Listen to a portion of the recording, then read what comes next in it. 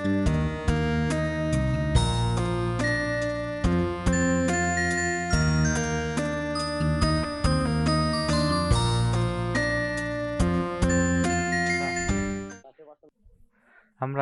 আজকে শুরু করব কি ত্রিকোণমিতির। ত্রিকোণমিতির একদম বেসিক লেভেল, একদম জিরো থেকেই আমরা শুরু করব। প্রয়োজনীয় যা কিছু আছে ত্রিকোণমিতি রিলেটেড আমরা একদম একেবারে বেসিক লেভেল থেকে। আমি ধরে নিচ্ছি যে তোমরা কিছুই জানো না। তো আমরা শুরু করব কি আজকে ত্রিকোণমিতি।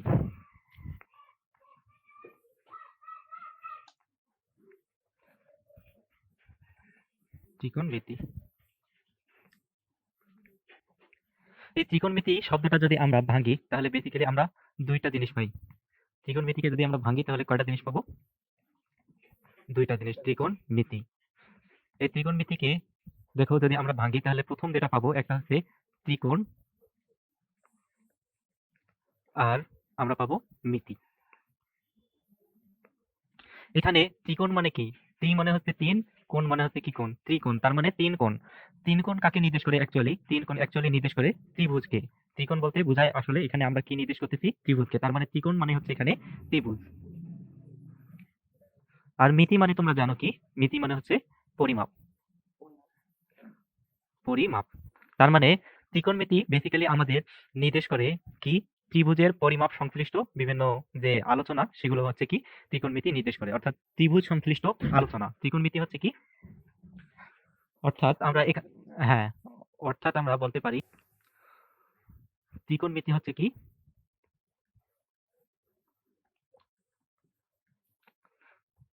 ত্রিভুজ সংশ্লিষ্ট কি আলোচনা, ত্রিভুজের পরিমাপ সংশ্লিষ্ট আলোচনা।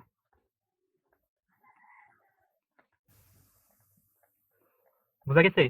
বেসিক্যালি যদি আমরা আরো স্পেসিফিক করে দেই তাহলে ত্রিকোণমিতি আসলে সমকোণী ত্রিভুজের কি পরিমাপ নিয়ে আলোচনা করে। এখন দেখো আমাদের যে কোনো ত্রিভুজের ক্ষেত্রেই কিন্তু আমরা চাইলেই কিন্তু সমকোণ ত্রিভুজ অঙ্কন করতে পারবো। যেমন সাপোজ আমাদের এটা একটা কি একটা ত্রিভুজ, এটা একটা বিষমবাহু ত্রিভুজ যেখানে কোনো বাহুই কি সমান নয়। তার মানে এখান থেকে যদি তুমি দেখো এই শীর্ষবিন্দু থেকে যদি একটা লম্ব অঙ্কন করো তাহলে সেটা একটা কি এখানে দুইটা আমাদের কি উৎপন্ন হয়েছে? সমকোণী ত্রিভুজ উৎপন্ন হয়েছে। তার মানে আমরা যে কোনো ত্রিভুজের ক্ষেত্রেই অ্যাকচুয়ালি চাইলেই আমরা কি করতে পারবো? এভাবে লম্ব অঙ্কনের মাধ্যমে সেখানে সমকোণী ত্রিভুজ তৈরি করতে পারবো। অর্থাৎ স্পেসিফিক ভাবে আমরা যদি বলি তাহলে ত্রিকোণমিতিটা হচ্ছে কি আসলে সমকোণী ত্রিভুজ নিয়ে, সমকোণী ত্রিভুজের পরিমাপ নিয়ে কি করে আলোচনা করে। তাহলে আমরা স্পেসিফিক একদম একেবারে স্পেসিফিক করে দেই যে ত্রিকোণমিতি কি? ত্রিকোণমিতি সমকোণী ত্রিভুজের পরিমাপ নিয়ে আলোচনা করে। বুঝা গেছে? বেসিক্যালি এটা হচ্ছে আমাদের ত্রিকোণমিতির জেনারেল কনসেপ্ট। এখন ত্রিকোণমিতি পড়তে গেলে আমাদের দুই ধরনের আমাদের কোণের প্রয়োজন হয়। এক হচ্ছে জ্যামিতিক কোণ, দুই হচ্ছে কি ত্রিকোণমিতিক কোণ। অর্থাৎ আমরা কোণকে সাধারণত দুইটা পর্যায়ে বা দুইটা ক্যাটাগরিতে ভাগ করতে পারি। একটা হচ্ছে ত্রিকোণমিতিক কোণ আর দুই হচ্ছে কি জ্যামিতিক কোণ। এখন আমরা এইটা নিয়ে আলোচনা করব। কোণ,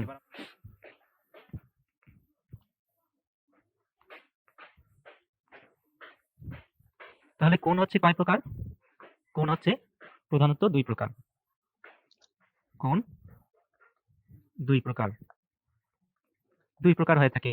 যথা এক নম্বর হচ্ছে কি জ্যামিতিক কোণ, জ্যামিতিক কোণ। দুই নম্বর হচ্ছে ত্রিকোণমিতিক কোণ।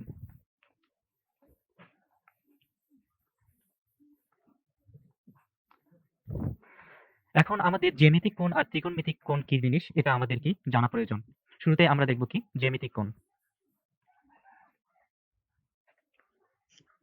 জ্যামিতিক কোণ, জ্যামিতিক কোণটা কিভাবে উৎপন্ন হয়? বেসিক্যালি জ্যামিতিক কোণ উৎপন্ন হয় দুইটা বাহুর সরাসরি পরস্পর যদি দুইটা বাহু যদি পরস্পর ছেদ করে বা কোনো একটা বিন্দুতে মিলিত হয় তবে সেখানে আমাদের কি জ্যামিতিক কোণ উৎপন্ন হয়। তার মানে আমরা লিখতে পারি দুইটি বাহুর কি পরস্পরের ছেদের মাধ্যমে জ্যামিতিক কোণ উৎপন্ন হয়, অথবা কি দুইটি বাহুর পরস্পর মানে কোনো একটা বিন্দুতে যদি আমরা মিলিত হয় তাহলে সেখানে কি হবে? জ্যামিতিক কোণ উৎপন্ন হবে। তাহলে দেখো দুইটি বাহু পরস্পর কি পরস্পর ছেদ করলে বা কোনো বিন্দুতে মিলিত হলে জ্যামিতিক কোণ পাওয়া যায়। বুঝা গেছে? এটা হচ্ছে আমাদের জ্যামিতিক কোণের ডেফিনিশন। এখন আমরা দেখব যে এই জ্যামিতিক কোণের কয়েকটা প্রপার্টি। তাহলে দেখো আমি কি বললাম যে যদি আমাদের দুইটা বাহু পরস্পর কোনো বিন্দুতে কি হয়, মিলিত হয়, তবে সেখানে আমাদের কি জ্যামিতিক কোণ উৎপন্ন হবে। ধরলাম এখানে আমাদের একটা বাহু হচ্ছে এটা, এটা একটা বাহু, এবং আরেকটা বাহু ধরলাম হচ্ছে,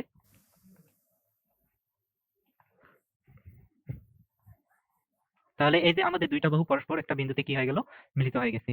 তার মানে এটা হচ্ছে আমাদের কি, এটা হচ্ছে আমাদের একটা কি জ্যামিতিক কোণ। কারণ কি এখানে দুইটা বাহু পরস্পর একটা বিন্দুতে কি হয়ে গেছে, মিলিত হয়েছে। এখন এটাকে আমি একটু নাম দিলাম হচ্ছে কি থিটা কোণ। এখন এই জ্যামিতিক কোণের কয়েকটা প্রপার্টি হচ্ছে এরকম যে জ্যামিতিক কোণ কখনো কি হতে পারে না, ঋণাত্মক হতে পারে না। জ্যামিতিক কোণ কখনো কি ঋণাত্মক হয় না। এবং ২ নাম্বার কথা হচ্ছে জ্যামিতিক কোণ কখনো ৩৬০ ডিগ্রির বড় হতে পারে না এবং 0 র ছোট হতে পারে না। তার মানে জ্যামিতিক কোণ 0 থেকে শুরু হয় ৩৬০ ডিগ্রি পর্যন্ত যায়। তার মানে জ্যামিতিক কোণের রেঞ্জ হচ্ছে কি, জ্যামিতিক কোণের রেঞ্জ হচ্ছে 0 greater than equal theta, less than equal হচ্ছে ৩৬০ ডিগ্রি, অর্থাৎ 0 ডিগ্রি থেকে ৩৬০ ডিগ্রি পর্যন্ত। এটা হচ্ছে আমাদের কি জ্যামিতিক কোণের রেঞ্জ। এখন আমরা যেটা দেখব সেটা হচ্ছে ত্রিকোণমিতিক কোণ।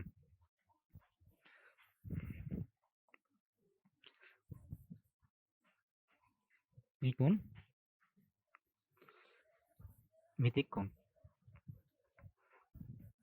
ত্রিকোণমিতিক কোণ হচ্ছে কি, আমাদের শুরুতে জানা দরকার যে আমাদের এই ত্রিকোণমিতিক কোণ আমরা কিভাবে উৎপন্ন করতে পারি।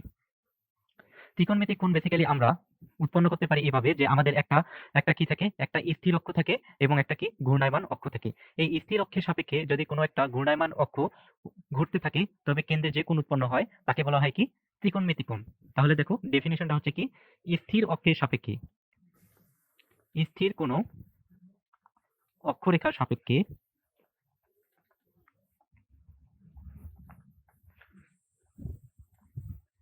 যদি অপর একটি ঘূর্ণায়মান অক্ষরেখা ঘুরতে থাকে তবে কেন্দ্রে যে কোণ উৎপন্ন করে তাকে ত্রিকোণমিতিক কোণ বলে।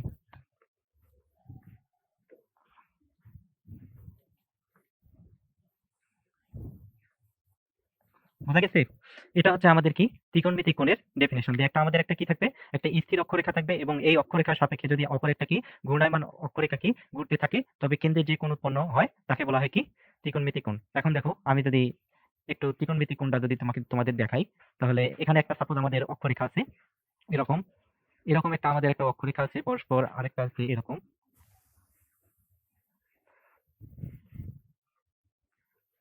তাহলে দেখো এরকম আমাদের একটা অক্ষরেখা আছে দুইটা। এখন ধরলাম আমাদের এখানে এই যে আমাদের এইটা আছে, এটা মূল বিন্দুটার নাম দিলাম হচ্ছে ও এবং এই বিন্দুটার নাম দিলাম হচ্ছে কি এক্স। তাহলে ও এক্স এর সাপেক্ষে একটা আমি আরেকটা অক্ষরেখা ধরে নিছি। আরেকটা অক্ষরেখা কিরকম, যে এরকম একটা অক্ষরেখা। তাহলে এখান থেকে আমাদের এই অক্ষরেখাটা, এবং এই অক্ষরেখাটার আমি নাম দিলাম হচ্ছে মনে করো একটা ও এ অক্ষরেখা। এটা হচ্ছে কি ও এ অক্ষরেখা, এটা হচ্ছে ঘূর্ণায়মান অবস্থায় আছে, এটা এইভাবে ঘুরতেছে, এভাবে অ্যান্টি ক্লকওয়াইজ এভাবে কি ঘুরতেছে। তাহলে দেখো এটা যদি এখান থেকে ও মানে ও এক্স থেকে শুরু করে এতদূর পর্যন্ত করে, তাহলে এতটুকু কোণ থিটা কোণ উৎপন্ন করলো। আবার যদি এখান থেকে সে কি করতে পারে, একে এই ও এক্স কে কেন্দ্র করে এভাবে সে বারবার কি করতে পারে, ঘুরতে পারে, এবং এভাবে ঘোরার ফলে সে কি করতে পারবে, কেন্দ্রে এভাবে একটা কোণ উৎপন্ন করতে পারবে। এভাবে আমাদের ও এই যে আমাদের একটা ঘূর্ণায়মান অক্ষরেখা এভাবে যদি আমাদের ও মানে ঘুরতে থাকে, তবে ও এক্স এর সাপেক্ষে কেন্দ্রে যে কোণটা উৎপন্ন করবে তাকে আমরা বলবো কি, তাকে বলবো আমরা ত্রিকোণমিতিক কোণ। বোঝা গেছে? এখন এই ত্রিকোণমিতিক কোণের কিছু আমরা কি দেখবো, প্রপার্টি দেখবো। প্রপার্টি গুলো হচ্ছে এরকম যে ত্রিকোণমিতিক কোণ হচ্ছে কি ধনাত্মক এবং ঋণাত্মক উভয়ই হতে পারে। তাহলে দেখো ত্রিকোণমিতিক কোণ ধনাত্মক বা ঋণাত্মক উভয়ই হতে পারে।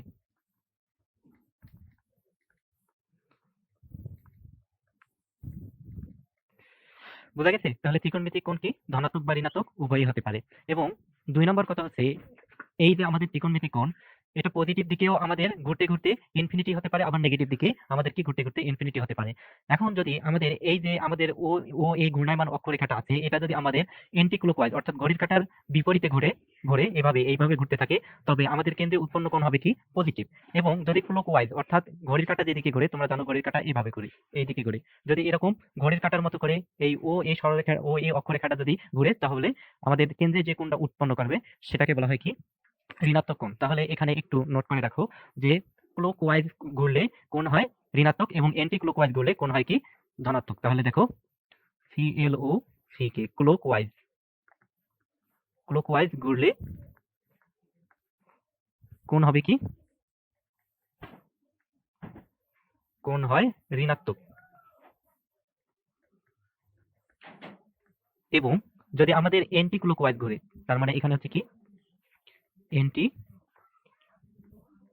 ক্লকওয়াইজ, এন্টি ক্লকওয়াইজ ঘুরলে কোণ হয় ধনাত্মক। বোঝা গেছে? এখন দেখো আমাদের এই যে আমাদের এটা আছে যে মানে কেন্দ্রে যে কোণটা উৎপন্ন করতেছে, এটার আসলে রেঞ্জটা কিরকম হবে। অ্যাকচুয়ালি এই কোণটা আমাদের কি ধনাত্মক দিকে আমাদের কি দেখো, যদি এমন একটা অবস্থা হয় যে আমাদের ও এই সরলরেখাটা এন্টি ক্লকওয়াইজ এভাবে অনর্গল সারা জীবন এভাবে ঘুরতেছে, যদি এরকম সারা জীবন ঘুরতে থাকে, তাহলে কেন্দ্রে কিন্তু অসীম মানে ধনাত্মক দিকে অসীম পর্যন্ত কোণ উৎপন্ন করতে পারবে। আবার যদি এই ও এই সরলরেখা মানে অক্ষরেখাটা আমাদের ক্লকওয়াইজ এভাবে ঘুরতে থাকে, তাহলে কেন্দ্রে কিন্তু ঋণাত্মক দিকে অসীম কোণ উৎপন্ন করবে। তার মানে এর রেঞ্জ হচ্ছে কি প্লাস ইনফিনিটি থেকে মাইনাস ইনফিনিটি। মানে এর রেঞ্জ আমরা তাহলে লিখতে পারি, এর রেঞ্জ আমরা এভাবে লিখতে পারি যে আমাদের প্লাস ইনফিনিটি থেকে মাইনাস ইনফিনিটি।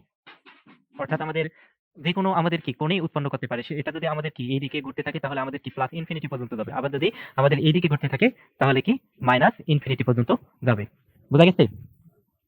আচ্ছা, ঠিক আছে। তাহলে আমরা কি দেখলাম যে আমরা দেখলাম যে ত্রিকোণমিতিক কোণ ধনাত্মক বা ঋণাত্মক উভয়ই হতে পারে। ২ নাম্বার হচ্ছে ক্লকওয়াইজ ঘুরলে কোন হয় কি ঋণাত্মক, আবার এন্টি ক্লকওয়াইজ ঘুরলে কোন হয় কি ধনাত্মক, এবং এর রেঞ্জ হচ্ছে কি আমাদের প্লাস ইনফিনিটি থেকে মাইনাস ইনফিনিটি। অর্থাৎ ধনাত্মকও হতে পারে, ঋণাত্মকও হতে পারে। আবার ধনাত্মক দিকে প্লাস ইনফিনিটি পর্যন্ত যাইতে পারে, ঋণাত্মক দিকে আমাদের কি মাইনাস ইনফিনিটি পর্যন্ত যাইতে পারে। এই হচ্ছে আমাদের কি ত্রিকোণমিতিক কোণ রিলেটেড আমাদের কি যাবতীয় কথাবার্তা। বোঝা গেছে? আচ্ছা, এখন তাহলে আমরা এতক্ষণ যেটা জানলাম সেটা হচ্ছে ত্রিকোণমিতিক কোণ এবং জ্যামিতিক কোণ নিয়ে আমরা প্রয়োজনীয় আলোচনা করলাম। এখন আমরা কোণ, আমাদের এই যে কোণ আছে এই কোণটাকে আমরা কিভাবে পরিমাপ করতে পারি সেই জিনিসটা নিয়ে আমরা এখন আলোচনা করব। যে কোণ পরিমাপের পদ্ধতি, কোণ পরিমাপের পদ্ধতি। এখন কোণ পরিমাপের বেসিক্যালি আমাদের পদ্ধতি হচ্ছে দুইটা। এক হচ্ছে ষাটমূলক পদ্ধতি, ২ নম্বর হচ্ছে কি রেডিয়ান পদ্ধতি।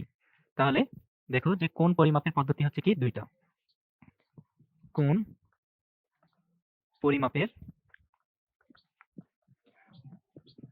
পদ্ধতি দুইটি,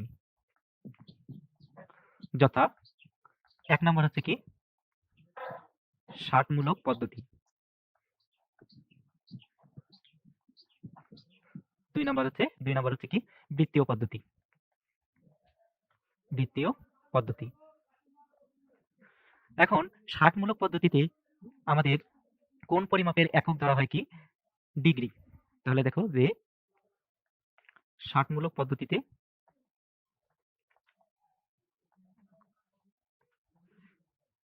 একক হচ্ছে আমাদের ডিগ্রি। আর বৃত্তীয় পদ্ধতিতে আমাদের কোণের পরিমাপ হচ্ছে কোণের পরিমাপ করা হয় তার একক হচ্ছে রেডিয়ান। তাহলে দেখো যে বৃত্তীয় পদ্ধতিতে একক হচ্ছে রেডিয়ান। এখন আমরা কয়টা জিনিস দেখলাম, একটা হচ্ছে কি ডিগ্রি, আরেকটা হচ্ছে রেডিয়ান। এখন আমাদের কাছে একটা নতুন একটা টার্ম চলে আসছে, সেটা হচ্ছে কি রেডিয়ান। এখন আমরা রেডিয়ান সম্পর্কে ডিটেলস আলোচনা করব যে রেডিয়ান অ্যাকচুয়ালি কি। তার আগে তোমরা জানো যে এই ষাটমূলক পদ্ধতিতে কয়েকটা সম্পর্ক তোমরা জানো যে এক সমকোণ সমান সমান হচ্ছে কি এক সমকোণ সমান সমান হচ্ছে ৯০ ডিগ্রি। তারপরে এখান থেকে জানো আবার যে ১ ডিগ্রি সমান সমান হচ্ছে কি আমাদের ১ ডিগ্রি সমান সমান হচ্ছে ৬০ মিনিট, ৬০ মিনিট। আর ১ মিনিট সমান সমান হচ্ছে 1 মিনিট সমান সমান হচ্ছে 60 ডাবল প্রাইম মানে হচ্ছে কি সেকেন্ড। এটা তোমরা জানো। এখন আমরা এই বৃত্তীয় পদ্ধতি, এই যে রেডিয়ান, এই রেডিয়ান নিয়ে আমরা A to Z আলোচনা করব যে রেডিয়ান অ্যাকচুয়ালি কি জিনিস। এখন আমরা যেটা দেখব সেটা হচ্ছে রেডিয়ান।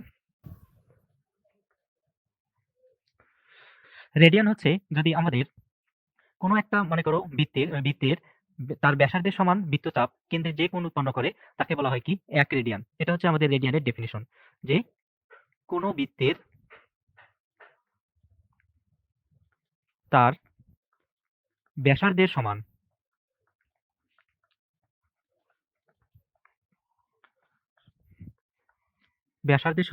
বৃত্তচাপ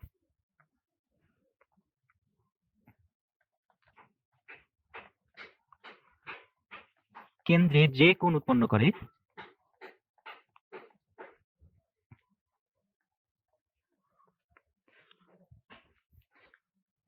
তাকে 1 রেডিয়ান বলা হয়।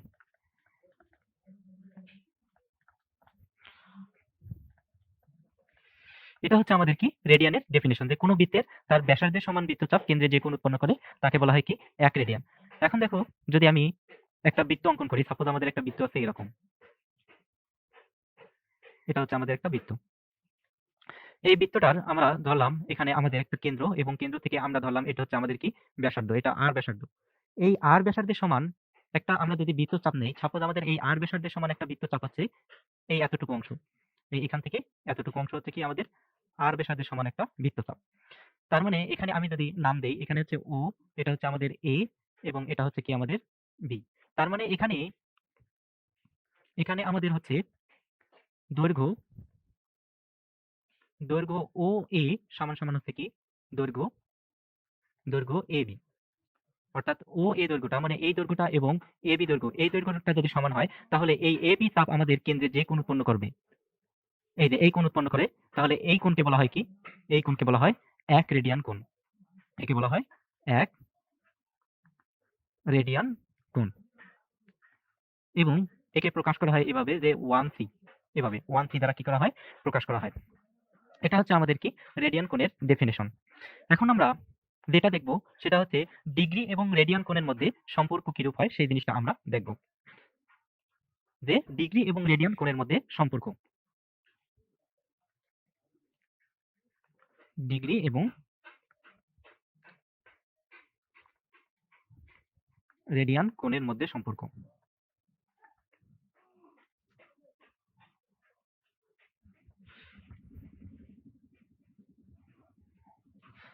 দেখো প্রথম যে আমাদের সম্পর্কটা হচ্ছে সেটা হচ্ছে এরকম, যে 1 ডিগ্রি সমান সমান হচ্ছে পাই বাই 180 রেডিয়ান, এবং দ্বিতীয় সম্পর্ক হচ্ছে 1 রেডিয়ান ইকুয়াল টু হচ্ছে 180 বাই পাই ডিগ্রি।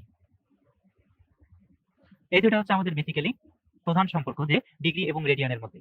এখন অনেক সময় আমরা ভুলে যাই যে 1 ডিগ্রি সমান সমান পাই বাই 180 হবে না 180 বাই পাই রেডিয়ান হবে।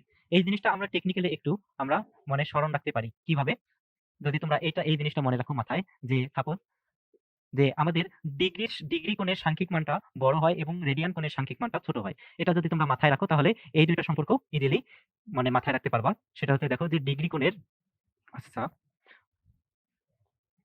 এখানে এরকম, যে ডিগ্রি কোণের সাংখ্যিক মান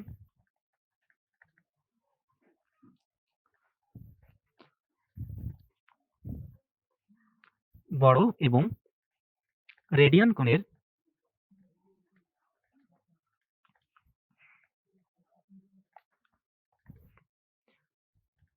সাংখ্যিক মান ছোট। এই জিনিসটা যদি তোমরা মাথায় রাখতে পারো তাহলে ইজিলি তোমরা বিষয়টা কি করতে পারবা, এই দুইটা সম্পর্ক ইজিলি মাথায় রাখতে পারবা। এখন দেখো আমাদের এখানে আছে কি, এখানে বাম পাশে আছে কি আমাদের ডিগ্রি, তার মানে 1 ডিগ্রি। এখন এই পাশে আছে পাই বাই 180 রেডিয়ান। এখন দেখো পাই এর মান হচ্ছে কি, আমরা জানি পাই ইকুয়াল টু হচ্ছে কি আমাদের 3.1416 এটা আমরা ধরে নেই, এবং এখানে আছে কি 3.1416, আর এখানে নিচে আমাদের তাহলে দেখো যে পাই বাই 180 সমান সমান কি হচ্ছে, তার মানে পাই বাই 180 সমান সমান হচ্ছে 3.1416 ডিভাইডেড বাই হচ্ছে কি 180 ডিগ্রি। এখন দেখো 3.1416 একটা ছোট সংখ্যা এবং 180 হচ্ছে কি বড় সংখ্যা, তার মানে ছোট সংখ্যাকে বড় সংখ্যা দ্বারা ভাগ দিলে আমরা যে সংখ্যাটা পাবো সেটা অবশ্যই কি, অবশ্যই আমাদের 1 এর থেকে ছোট হবে। দেখবা যে 3.1416 কে 180 ডিগ্রি দ্বারা যদি ভাগ করো, যে সংখ্যাটা পাবা সেটা কি 1 এর থেকে ছোট সংখ্যা। তার মানে দেখো রেডিয়ানের সাংখ্যিক মানটা কি, এখানে রেডিয়ানের সাংখ্যিক মানটা হচ্ছে ছোট এবং ডিগ্রির সাংখ্যিক মান অর্থাৎ 1 এখানে বড়, এবং এই পাশে যে আমাদের সংখ্যাটা আছে সেই সংখ্যাটা হচ্ছে কি ছোট। তার মানে দেখো ডিগ্রির সাথে যে সংখ্যাটা আছে সেই সংখ্যাটা বড় এবং রেডিয়ানের সাথে যে সংখ্যাটা থাকবে সেই সংখ্যাটা ছোট। এখন দেখো দ্বিতীয় যে আমাদের সম্পর্ক, যে 1 রেডিয়ান ইকুয়াল টু হচ্ছে কি 180 বাই পাই ডিগ্রি। এখন দেখো এখানে আমাদের 1 রেডিয়ান, এখানে সংখ্যাটা হচ্ছে 1, আর 180 কে যদি আমরা পাই দ্বারা ভাগ করি, যে সংখ্যাটা পাবো সেটা হচ্ছে কি একটা বড় সংখ্যা। তার মানে ডিগ্রির সাংখ্যিক মানটা আমাদের কি হয়, বড় হয়। তাহলে তোমরা এভাবে কনসিডার করতে পারো যে 1 রেডিয়ান সমান সমান 180 বাই পাই, এটা হতে পারে, অথবা কি পাই বাই 180। এখন কোনটা ধরবা, যেটা যেটা ধরলে আমাদের 1 এর থেকে বড় সংখ্যা হয় সেটা। তার মানে 180 বাই পাই ধরলে আমাদের বড় সংখ্যা হয়, তার মানে ডিগ্রির সাথে বড় সংখ্যা হয়। এটা আমরা এভাবে আমরা কি করতে পারি, মাথায় মানে মনে রাখতে পারি যে কোনটা সম্পর্ক হবে। বোঝা গেছে? তাহলে দেখো আমরা পাইলাম কি 1 degree equal to pi by 180 radian, এবং 1 রেডিয়ান ইকুয়াল টু হচ্ছে কি 180 বাই পাই ডিগ্রি। এই দুইটা সম্পর্ক কিভাবে আসলো এটা তোমরা কি এসএসসি তে পড়ে আসছো, তাই এখানে আমরা আর ডিটেইলস আলোচনা করব না। বোঝা গেছে? এখন আমরা কয়েকটা প্রয়োজনীয়, কয়েকটা গুরুত্বপূর্ণ উপপাদ্য পড়ব। এই উপপাদ্যগুলো আমাদের কি, আমাদের মাঝে মাঝে প্রয়োজন হয়, মানে ছোট ছোট এমসিকিউ করতে আমাদের কি প্রয়োজন হয়, আমাদের এই জন্য আমরা এই কয়েকটা উপপাদ্য দেখব। প্রথম উপপাদ্যটা হচ্ছে দেখো এরকম, যে উপপাদ্য 1,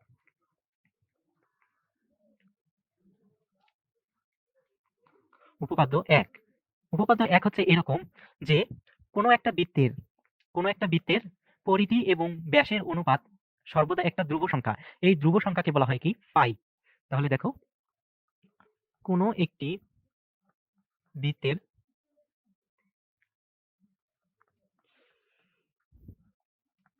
পরিধি এবং ব্যাসের অনুপাত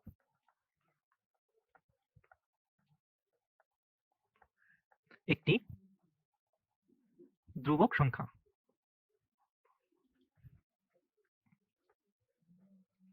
একে পাই বলা হয়, পাই বলা হয়। এই ধ্রুব সংখ্যাকে বলা হয় কি পাই। পাইয়ের এটা হচ্ছে কি ডেফিনিশন, যে কোনো একটা বৃত্তের পরিধি এবং ব্যাসের অনুপাত সর্বদা কি হয়, একটা ধ্রুবক সংখ্যা হয়। এই ধ্রুবক সংখ্যাকে বলা হয় পাই। তাহলে দেখো আমরা ধরলাম একটা বৃত্ত, যে এরকম আমাদের এটা হচ্ছে একটা বৃত্ত। এই বৃত্তটার ধরলাম, এই বৃত্তটা হচ্ছে আমাদের আর ব্যাসার্ধ বিশিষ্ট একটা বৃত্ত। তাহলে এটা যদি আর ব্যাসার্ধ বৃত্ত হয়, তোমরা জানো কি বৃত্তের পরিধি, তোমরা জানো বৃত্তের পরিধি সমান সমান হচ্ছে কি, বৃত্তের পরিধি সমান সমান হচ্ছে 2 পাই আর। এটা তোমরা জানো যে বৃত্তের পরিধি নির্ণয়ের সূত্র হচ্ছে 2 পাই আর। এবং এখানে যেহেতু আমাদের এই বৃত্তের ব্যাসার্ধ হচ্ছে কি আর, অতএব ব্যাস কি হবে, ব্যাস হবে কি, ব্যাস হবে আমাদের 2 আর, ব্যাসার্ধের দ্বিগুণ। তার মানে বৃত্তের পরিধি হচ্ছে 2 পাই আর এবং ব্যাস হচ্ছে কি 2 আর। এখন তোমরা দেখো এখান থেকে তোমরা কি লিখতে পারো, এখন দেখো, এখন আমরা লিখতে পারি যে বৃত্তের পরিধি, বৃত্তের পরিধি ডিভাইডেড বাই ব্যাস সমান সমান আমরা লিখতে পারি যে বৃত্তের পরিধি, এখানে কি পরিধি হচ্ছে 2 পাই আর ডিভাইডেড বাই ব্যাস হচ্ছে আমাদের কি 2 আর। বোঝা গেছে? তাহলে বৃত্তের পরিধি বাই ব্যাস সমান সমান আমরা এটা পাচ্ছি। এখন দেখো এই 2 আর এই 2 কাটা যাচ্ছে, এই আর আর এই আর কাটা যাচ্ছে, তার মানে এখানে তুমি পাচ্ছ কি পাই পাচ্ছ। তার মানে এখান থেকে তুমি পাচ্ছ কি, এখান থেকে তুমি পাচ্ছ বৃত্তের পরিধি ডিভাইডেড বাই কি ব্যাস, আচ্ছা, ইকুয়াল টু হচ্ছে আমাদের কি পাই। তাহলে দেখো বৃত্তের পরিধি আর ব্যাসের অনুপাত সর্বদা একটা আমাদের কি ধ্রুব সংখ্যা, এই ধ্রুব সংখ্যাটা হচ্ছে কি পাই। এটা হচ্ছে আমাদের কি উপপাদ্য 1। এরপর আমাদের উপপাদ্য 2 হচ্ছে এরকম, আমরা এখন উপপাদ্য 2 দেখব। উপপাদ্য 2, তাহলে উপপাদ্য 2 হচ্ছে এরকম, যে আমাদের কোনো একটা বৃত্তের ব্যাস, মানে কোনো একটা বৃত্তের, আমাদের যে কোনো বৃত্তচাপ কেন্দ্রে যে কোণ উৎপন্ন করে সেই, মানে কোনো একটা বৃত্তের কোনো একটা বৃত্তচাপ কেন্দ্রে যে কোণ উৎপন্ন করে, ওই বৃত্তচাপটা হচ্ছে ওই কেন্দ্রস্থ কোণের সমানুপাতিক। অর্থাৎ আমরা এটাকে সহজ ভাষায় এভাবে লিখতে পারি যে কোনো বৃত্তচাপ দ্বারা, কোনো বৃত্তের কোনো বৃত্তচাপ দ্বারা কেন্দ্রস্থ মানে উৎপন্ন কোণ ওই বৃত্তচাপের কি সমানুপাতিক। তাহলে দেখো কোনো বৃত্তের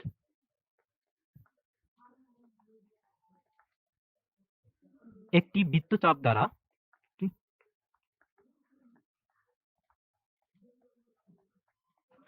কোনো বৃত্তের একটি বৃত্তচাপ দ্বারা কেন্দ্রে উৎপন্ন কোণ,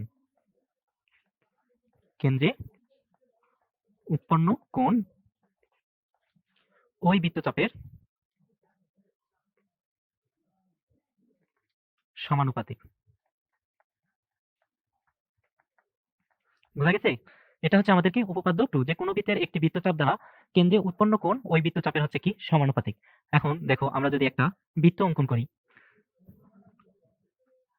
এটা হচ্ছে আমাদের একটা বৃত্ত এবং এই বৃত্তটা ধরলাম হচ্ছে আমাদের একটা বৃত্তচাপ ধরলাম, এই অংশ আমাদের এবি একটা বৃত্তচাপ, এবি একটা বৃত্তচাপ ধরলাম এবং আরেকটা আমি এসি একটা বৃত্তচাপ ধরলাম। তাহলে আমি এটা কেন্দ্রের নাম দিলাম হচ্ছে কি ও কেন্দ্র। তাহলে এখানে আমি কি পাচ্ছি, এখানে আমি পাচ্ছি যদি আমি ওবি আর ওসি যোগ করি তাহলে আমি এটা পাচ্ছি। এখন দেখো এই উপপাদ্য অনুযায়ী আমাদের কোনো একটা বৃত্তচাপ কেন্দ্রে যে কোণ উৎপন্ন করে ওই তা হবে কি ওই বৃত্তচাপের সমানুপাতিক। তার মানে এখানে আমরা লিখতে পারি কি, এখানে আমরা লিখতে পারি যে এবি বৃত্তচাপ আমাদের কেন্দ্রে উৎপন্ন করছে কি এ ও বি কোণ উৎপন্ন করছে। দেখো এবি বৃত্তচাপ কেন্দ্রে এ ও বি মানে এ ও বি কোণ উৎপন্ন করছে। তার মানে আমরা লিখতে পারি যে চাপ চাপ এবি সমানুপাতিক হচ্ছে কি অ্যাঙ্গেল এ ও বি কোণ। এটা আমরা এই উপপাদ্য 2 অনুসারে লিখতে পারি।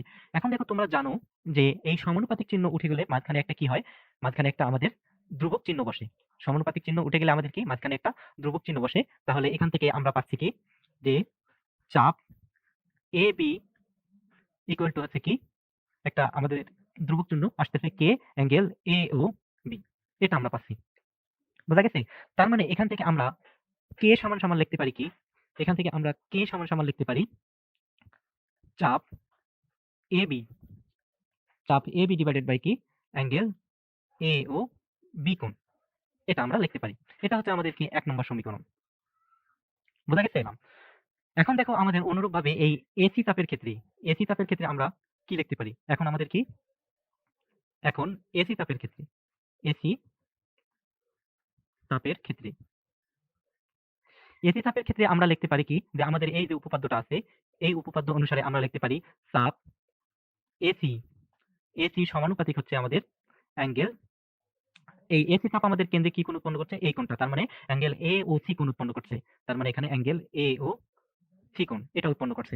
তাহলে এখান থেকে তুমি লিখতে পারো যে চাপ এসি সমান সমান হচ্ছে কি কে অ্যাঙ্গেল এ ও সি, আমাদের সমানুপাতিক চিহ্ন উঠে গিয়ে একটা কি ধ্রুবক আসছে। তার মানে এখান থেকে তুমি পাচ্ছ কি, এখান থেকে তুমি পাচ্ছ কে ইকুয়াল টু চাপ এসি ডিভাইডেড বাই হচ্ছে কি অ্যাঙ্গেল এ ও সি। এখন এটা হচ্ছে আমাদের কি 2 নম্বর ইকুয়েশন, এটা হচ্ছে আমাদের কি 2 নম্বর ইকুয়েশন। এখন আমরা যদি এই 1 আর 2 নম্বর সমীকরণে দেখো বাম পক্ষে এখানেও আমাদের কে, এখানেও আমাদের কি কে, তার মানে 1 ও 2 নম্বর সমীকরণ যদি আমরা একত্রে করি তাহলে আমরা কি পাচ্ছি দেখো, আমরা পাচ্ছি দেখো যে 1 এবং 2 নং সমীকরণ সমীকরণ একত্রে করে পাই।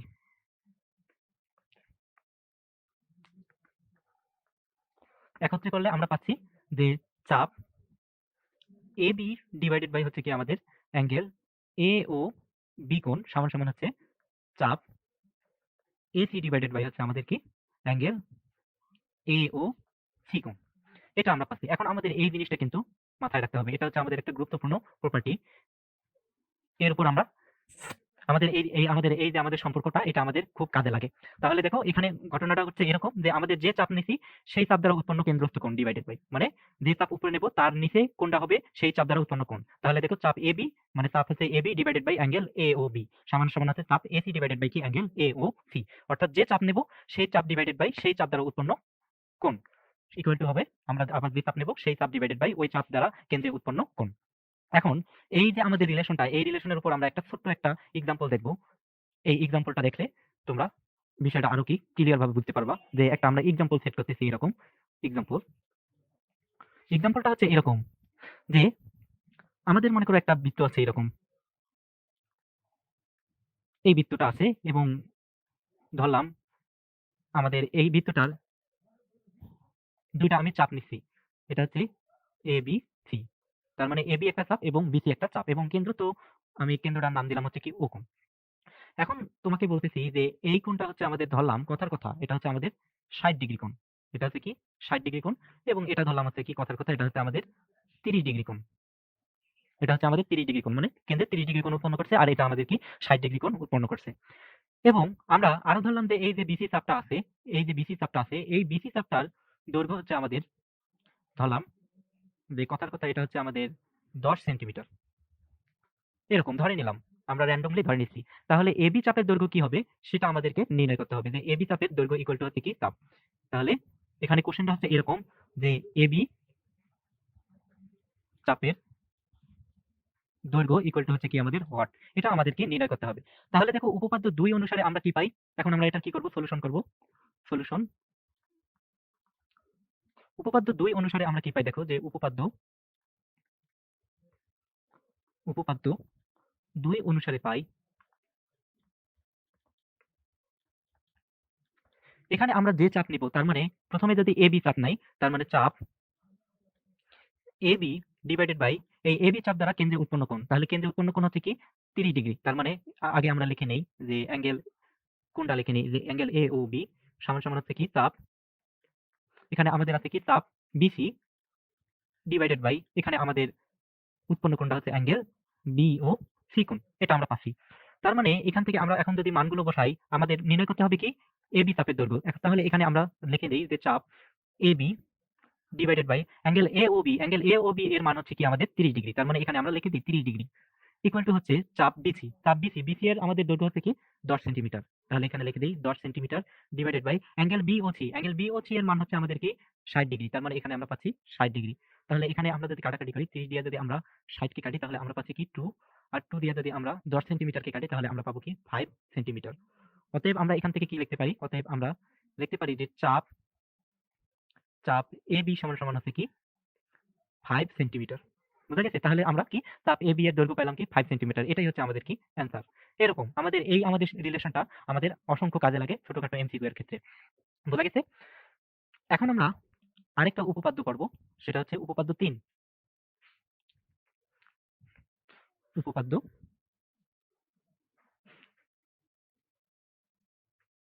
3। উপপাদ্য 3 টা হচ্ছে এরকম যে আর ব্যাসার্ধের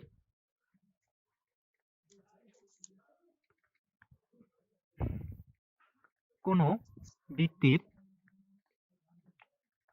এস বৃত্তচাপ কেন্দ্রে থিটা কোণ উৎপন্ন করলে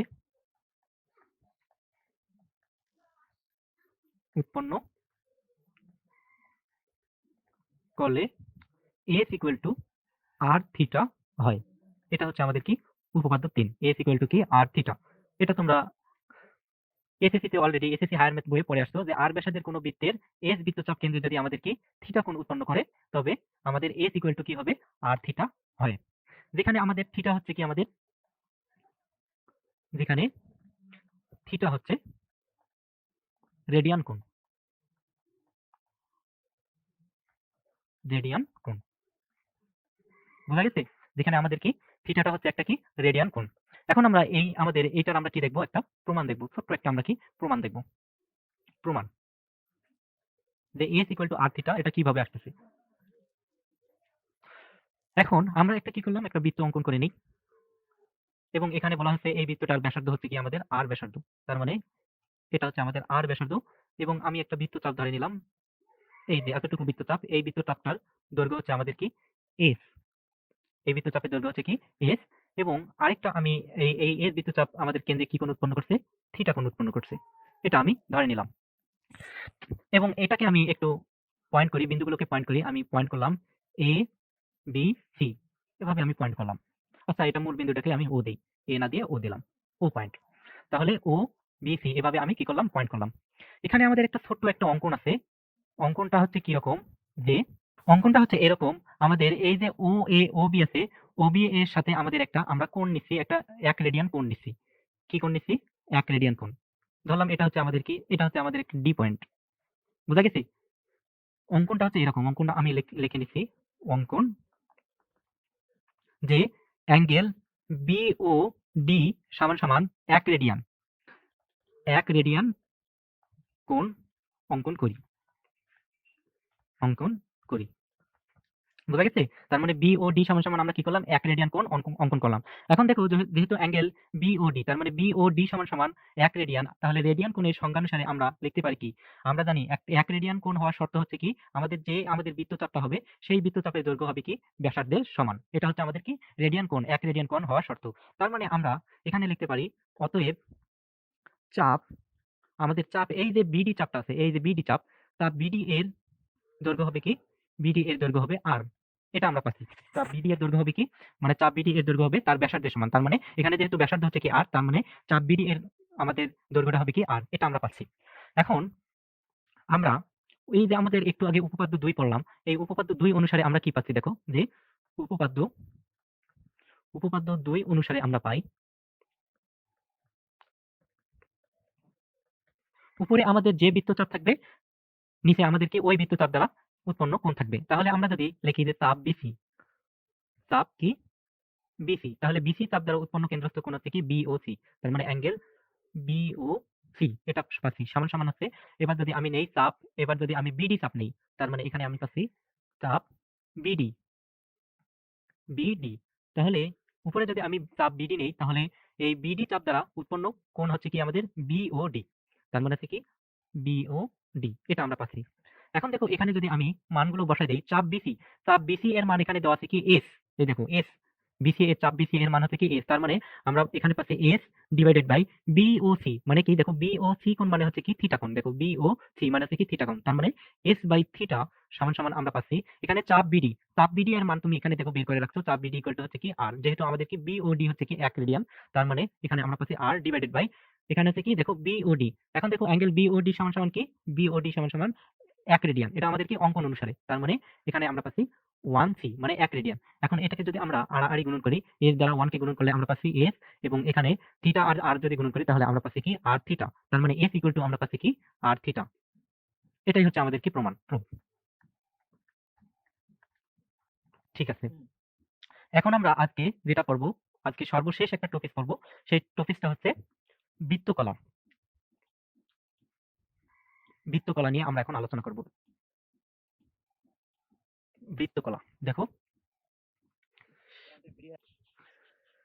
বৃত্তকলার প্রথমে আমরা কি আমরা ডেফিনিশনটা জেনে নেই। বৃত্তকলা অ্যাকচুয়ালি একটা ক্ষেত্র নির্দেশ করে। এটি একটি কি? দেখো যে এটি একটি ক্ষেত্র নির্দেশ করে, ক্ষেত্র নির্দেশ করে। বুঝা গেছে? এটা আমাদের একটা কি? ক্ষেত্র নির্দেশ করে। এখন তুমি যদি এই ডেফিনেশনটা দিতে চাও, ডেফিনেশনটা হচ্ছে এরকম, যে কোনো বৃত্তের একটি চাপ কেন্দ্রের সাথে যে ক্ষেত্র উৎপন্ন করে তাকে বলা হয় কি? বৃত্তকলা। তাহলে দেখো, কোন বৃত্তের একটি চাপ কেন্দ্রের সাথে যে কোণ উৎপন্ন করে, যে কোণ উৎপন্ন করে,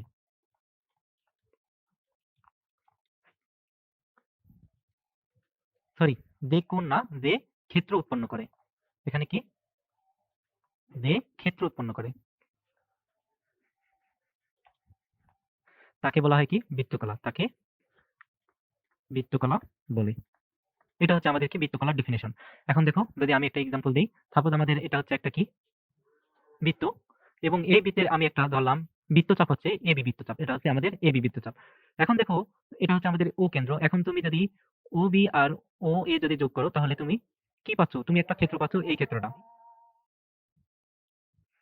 তাহলে দেখো আমি কি করছি এখানে, আমাদের চাপ কেন্দ্রের সাথে যে ক্ষেত্র উৎপন্ন করে তাকে বৃত্তকলা বলে। এখানে আমি একটা চাপ নিছি কি?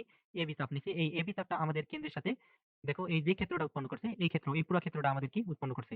বোঝা গেছে? তার মানে এটাই হচ্ছে অ্যাকচুয়ালি আমাদের কি? এটাই হচ্ছে আমাদের অ্যাকচুয়ালি বৃত্তকলা। দেখো এটাই হচ্ছে কি? এটাই হচ্ছে বৃত্তকলা। বোঝা গেছে?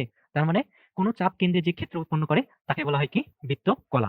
এখন আমরা নির্ণয় করব যে বৃত্তকলার ক্ষেত্রফল আমরা কিভাবে নির্ণয় করব। বৃত্তকলার ক্ষেত্রফল এখন আমরা দেখব।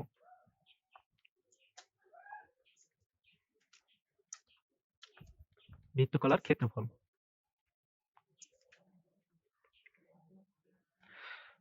আবারও আমি একটা দেখো বৃত্ত অঙ্কন করতেছি।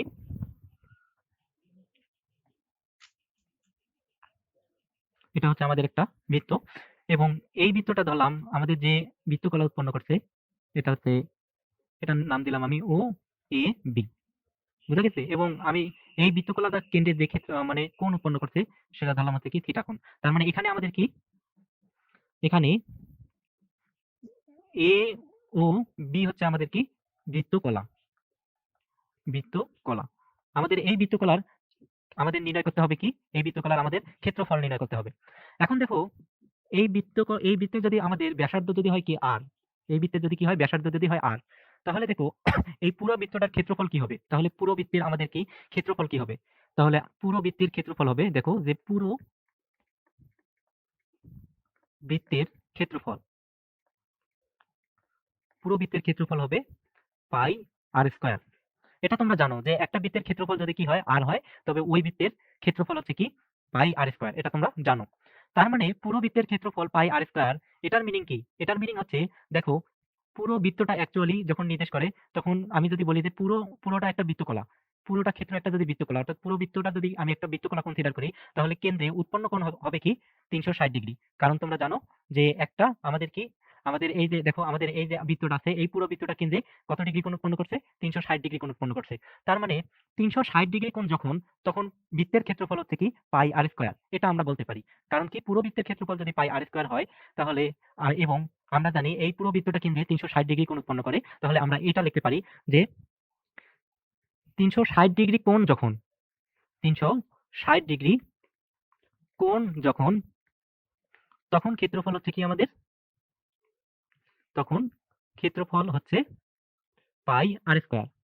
এখন আমরা ঐকিক নিয়ম করি, অতএব 1 ডিগ্রি কোণ যখন, তখন ক্ষেত্রফল হবে কি, তখন ক্ষেত্রফল হবে পাই R square divided by 360 degree. এটা আমরা পাচ্ছি, মানে 1 ডিগ্রি কোণ যখন, তখন আমরা পাচ্ছি কি pi R square divided by হচ্ছে 360 ডিগ্রি।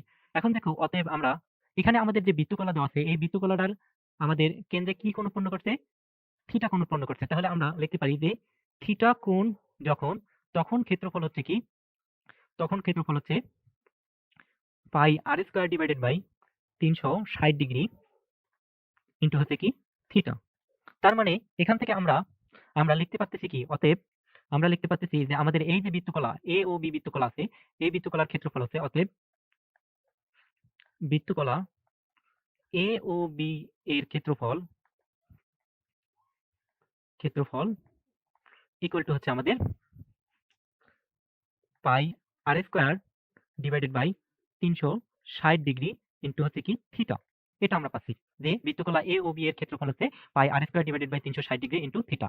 যেখানে আমাদের থিটার পরিচয় হচ্ছে কি, যেখানে থিটা হচ্ছে আমাদের, থিটা হচ্ছে ডিগ্রি এককে, থিটা ইকুয়াল টু হচ্ছে ডিগ্রি এককে। তার মানে ডিগ্রি এককে কোনো বৃত্তকলার ক্ষেত্রফল হচ্ছে কি pi R square divided by 360 degree into theta. এখন দেখো এই যে নিচে আমাদের 360 ডিগ্রি আছে, এই 360 ডিগ্রিকে তুমি যদি রেডিয়ানে প্রকাশ করো, তাহলে এখান থেকে কি পাবা? 360 ডিগ্রিকে তুমি রেডিয়ানে কি লিখতে পারো? দেখো যে 360 ডিগ্রি, 360 ডিগ্রিকে তুমি রেডিয়ানে লিখতে পারো 2 পাই। কারণ কি আমরা জানি যে 1 ডিগ্রি সমান সমান হচ্ছে কি, 1 ডিগ্রি সমান সমান হচ্ছে আমাদের পাই বাই 180 কি রেডিয়ান, মানে রেডিয়ান, এটা আমরা জানি। অতএব 360 ডিগ্রি সমান সমান কি হবে? 360 ডিগ্রি সমান সমান হবে পাই গুণন 360 ডিগ্রি ডিভাইডেড বাই কি 180 ডিগ্রি। তাহলে এটা যদি কাটাকাটি করো, তাহলে তুমি এখানে পাবা কি 2 পাবা। তার মানে এখান থেকে তুমি পাচ্ছ 2 পাই।